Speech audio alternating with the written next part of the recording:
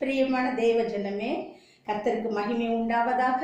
இன்றைக்கு நம்ம கேட்க போற வசனம் எபிரேயர் 11வது அதிகாரம் 6வது வசனம். அதாவது எது தேவனுக்கு பிரியமில்லாத காரியம் அப்படின்னு பார்க்க போறோம்.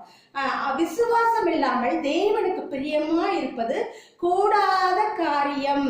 ஏனென்றால் தேவனிடத்தில் சேருகிறவன் அவர் உண்டென்றும் அவர் தம்மை தேடுகிறவர்களுக்கு பலன் அளிக்கிறவர்கள் விசுவாசிக்க வேண்டும்.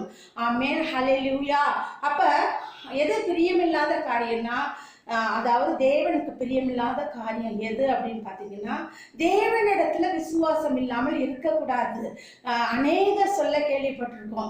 ஆமா, என்ன நான் இயேசுவை தேடி போனேன், இன்னும் எனக்கு ஒரு காரியமும் வாய்க்கல. சோர்ந்து போக வேண்டாம், சோர்ந்து போகக்கூடாது. கர்த்தராக இயேசு கிறிஸ்துவே மெய்யான தெய்வம். அவர் நிச்சயமா நம்மள அனுதினமும், அதாவது நம்மளுடைய கிரியைக்கு தக்கதான பலன் உண்டு.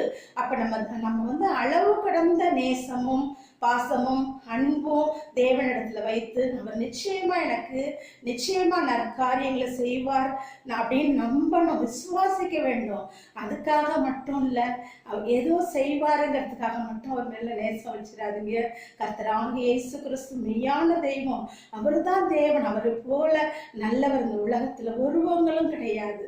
மனுஷங்க ஒருவேளை மறந்துடலாம், உறவினர்கள் மறந்துடலாம், உற்சார்கள் மறந்துடலாம். ஆனா நம்மளை எல்லா சூழ்நிலையும் நேசிக்கிற தெய்வம் கர்த்தராகிய இயேசு கிறிஸ்து மட்டும்தான். நம்மளுடைய விசுவாசம் யார் மீது வைக்க வேண்டும்? கர்த்தராகிய இயேசு கிறிஸ்துவின் மீதே வைக்க வேண்டும். ஆமென், ஹல்லேலூயா.